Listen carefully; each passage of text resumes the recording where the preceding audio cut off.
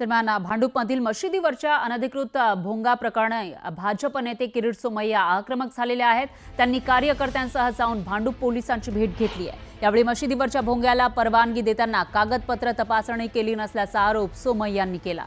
तर येत्या 48 तासात मशिदीवरचे भोंगे काढले नाही तर भाजप रस्त्यावर उतरेल असा इशारा सोमय्यांनी दिलाय।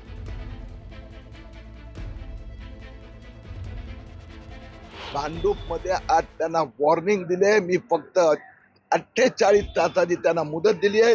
असा प्रकार ते कोणी येतो आणि त्याला 3 महिने सकाळी 6 ते रात्री 10 पर्यंत भोंगे वाजवायचे वाटेल त्या आवाजात, हे त्यांनी 48 तासात बंद नाही केलं तर इथे भारतीय जनता पक्षाचे कार्यकर्ते याच पोलीस स्टेशन मध्ये ठिय्या आंदोलन करणार।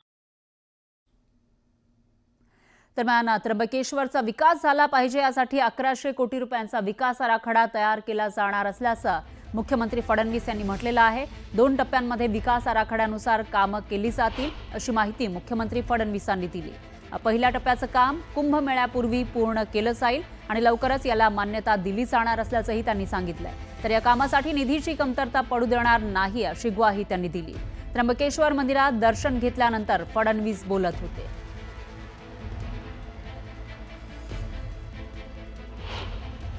त्र्यंबकेश्वर हे आपल्या ज्योतिर्लिंगांपैकी एक प्रमुख ज्योतिर्लिंग आहे आणि देशभरातून लोक त्या ठिकाणी येतात आणि म्हणून जवळपास 1100 कोटी रुपयाचा एक आराखडा तिथला तयार केलेला आहे।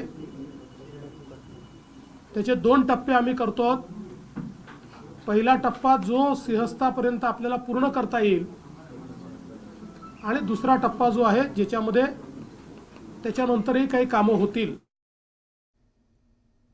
तर सिंहस्थ कुंभमेळ्यासाठी सरकारने जोरदार तयारी सुरू केल्याचं दिसतंय। मुख्यमंत्री फडणवीसांनी नाशकात जाऊन याचा आढावा घेतलाय। पुढच्या महिन्यापासून कुंभमेळ्याच्या कामाची सुरुवात होणार आहे। या कामासाठी निधी कमी पडू देणार नाही असं मुख्यमंत्री फडणवीस म्हणाले। उत्तर प्रदेशप्रमाणे आपणही कायदा तयार करू। गोदावरी नदीतलं पाणी शुद्ध करण्यासाठी एसटीपीचं जाळं तयार केलं जाईल आणि यासाठी निधी कमी पडू देणार नाही असं ते म्हणाले।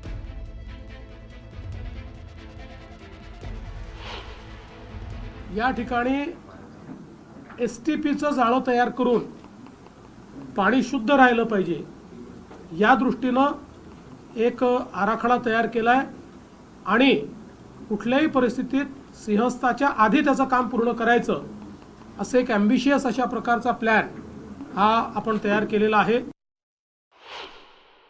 माझी जबाबदारी आहेच, मुख्यमंत्र्याची जबाबदारी असतेच, पण आपण आता उत्तर प्रदेशने ज्या प्रकारे या कुंभमेळ्याचा कायदा तयार केला आणि मेला प्राधिकरण तयार केलं त्याच धर्तीवर आपलाही कायदा आपण तयार करतो आहोत आणि आपणही मेला प्राधिकरण तयार करून याला कायदेशीर पूर्ण चौकट आता देतो।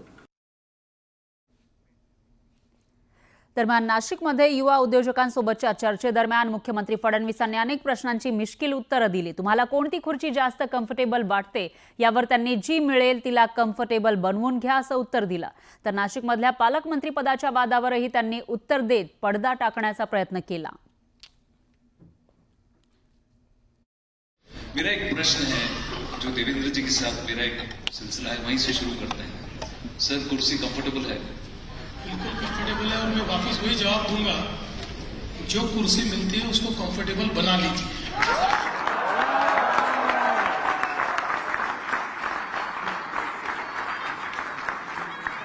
तो मेरा एक फॉलो अप क्वेश्चन भी होता है कि पिछली बार जब हम मिले थे तो आप एक कुर्सी पर बैठे थे, अब जब हम मिले हैं तो आप दूसरी कुर्सी पर बैठे हैं। दोनों में से कौन सा comfortable?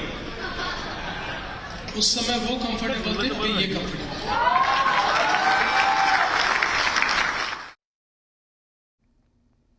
There's just one more karan that I feel Nashik is lagging behind, that it does not have a guardian minister, a palak mantri.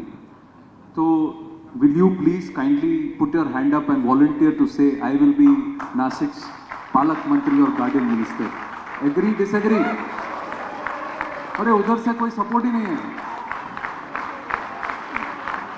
बहुत जल्दी नासिक को हम गार्डियन मिनिस्टर देंगे, लेकिन जब तक गार्डियन मिनिस्टर नहीं होता है उसका चार्ज सीएम के पास होता है।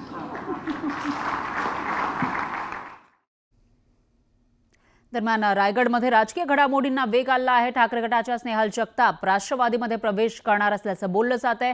यावर शिवसेना नेते भरत गोगावलेंनी राष्ट्रवादीला डिवचलंय. इथं एकच शेठ भरत शेठ असं सूचक विधान गोगावलेंनी केलं. मतदारसंघात संघर्ष होणार नाही. मागच्या वेळेला आमच्या विरोधात सर्व एकत्र होते, त्यावेळी संघर्षाला आम्ही सामोरे गेलो असंही ते म्हणाले. ह्याला आम्ही संघर्ष नाही म्हणत. काय आता वेळेला पण आमच्या विरोधात ते सगळेच उठले होते ना, त्या संघर्षाला आम्ही सामोरं गेलो. आमच्या कार्यकर्त्यांनी त्यांना दाखवून दिलं की तुम्ही सगळे एकत्र आलात तरी पण इथं एकच शेठ भरत शेठ. तर अजित पवार आणि जयंत पाटलांच्या भेटीचं मला काही विशेष वाटत नाही, कारण जयंत पाटील हा काही लढाऊ माणूस नाही, अशी प्रतिक्रिया जयंत पाटील आणि उपमुख्यमंत्री अजित पवारांच्या झालेल्या बैठकीनंतर गोपीचंद पडळकर यांनी दिली आहे. तर जयंत पाटील यांची ताकद आता इस्लामपूर पुरती मर्यादित राहिली आहे. मतदारसंघातून पुढच्या वेळी सदाभाऊ खोत किंवा सागर खोत यांनी जरी निवडणूक लढवली तरी त्यांचा पराभव होऊ शकतो, असं भाजपचे आमदार गोपीचंद पडळकर म्हणाले. जयंतराव हा काही लढाऊ माणूस नाही, लढण्याची क्षमता पण नाही, संघर्ष करण्याचा त्यांचा काही संबंधच नाही. डायरेक्ट वडिलांच्या जागेवरती रिक्त जागेवरती आल्यामुळं संघर्षाने त्यांची ओळखच नाही आयुष्यामध्ये, आणि त्यामुळं सत्तेशिवाय हे राहू शकत नाहीत. हे सामान्य लोकांना पण माहीत आहे. हे काही मीच बोलतोय अशातला भाग नाही. सत्तेशिवाय राहू शकत नाही आणि सत्ता ही फक्त आणि फक्त आमच्यासाठीच आहे अशी धारणा ह्या लोकांची झालेली आहे. मग त्यासाठी लाचार किती जरी व्हावं लागलं तरी ती होण्याची त्यांची तयारी आहे, असं एकंदरीत त्यांच्या वातावरणावरून आता दिसतंय. पण इस्लामपूर सोडून त्यांचं कुठं काय राहिलं नाही. इस्लामपूरमध्ये सुद्धा लोकांनी फार एकदम काटावर आणून ठेवले. पुढच्या वेळेस ते राजकारणात राहू शकत नाही. समजा तिथं एक चांगला सक्षम उमेदवार सदाभाऊंसारखा किंवा त्यांचा मुलगा सागर खोतांसारखा जरी उमेदवार पुढच्या वेळेस ताकदीनं लढला तर हा उमेदवार पडू शकतो. आणि मी आहेच की, सगळे बहुजन त्या उमेदवाराच्या पाठीमागे लावणार. दरम्यान मंत्री गोरेंनी त्यांच्यावर होणाऱ्या आरोपांवरून प्रत्युत्तर दिलं आहे. माझा एकही निवडणूक अशी गेली नाही ज्यामध्ये माझ्या विरोधात केस झाली नाही. मला अडवण्यासाठी गावातले जिल्ह्यातले काही लोक सकाळ संध्याकाळ नदीच्या किनारी जाऊन पूजा बांधतात, असा घणाघात ग्रामविकास मंत्री गोरेंनी केला. पण जनता आणि माता भगिनी माझ्या पाठीशी आहेत, तोपर्यंत कोणीही माझं काहीही वाकडं करू शकत नाही, अशा शब्दात त्यांनी प्रत्युत्तर दिलं. मी कोणाच्या नादाला लागत नाही, पण माझ्या नादाला कोणी लागू नये. सावध टप्प्यात आल्याशिवाय मी हात लावत नाही, पण आता सावध टप्प्यात आले, थोडी वाट बघा, असा इशारा त्यांनी दिला. आता गोरेंचा हा इशारा नेमका कुणासाठी याची चर्चा रंगली आहे. किसी के रास्ते में जाते नहीं, जो हमारे रास्ते में आते हैं उसे छोड़ते नहीं. आपला खंडा क्लियर. आणि दुसरा एक विषय झाला, सावध टप्प्यात आल्याशिवाय मी कधी हात लावत नाही. आता सावध टप्प्यात आलंय, थोडीशी वाट बघा. आता सावध टप्प्यात आलंय, थोडीशी वाट बघा. किती थांबा, किती थांबवायचा प्रयत्न करा, किती भावल्या बांधा, पण जोपर्यंत जयकुमार गोरेच्या पाठीशी जनता आणि माझ्या माता मौली आहे, तोपर्यंत जयकुमार गोरेचं तुम्ही काही वाकडं करू शकत नाही. पाहूयात पुढची बातमी. मनसे अध्यक्ष राज ठाकरेंनी आगामी महापालिका निवडणुकांच्या पार्श्वभूमीवर पक्ष संघटनेला बळकटी देण्यासाठी नव्या पदाधिकाऱ्यांची निवड केली आहे. पक्षाच्या मुंबई शहराध्यक्षपदाची जबाबदारी संदीप देशपांडे यांच्यावर देण्यात आली आहे. तर मनसे नेते बाळा नांदगावकर यांच्यावर गट अध्यक्षांच्या कामाचा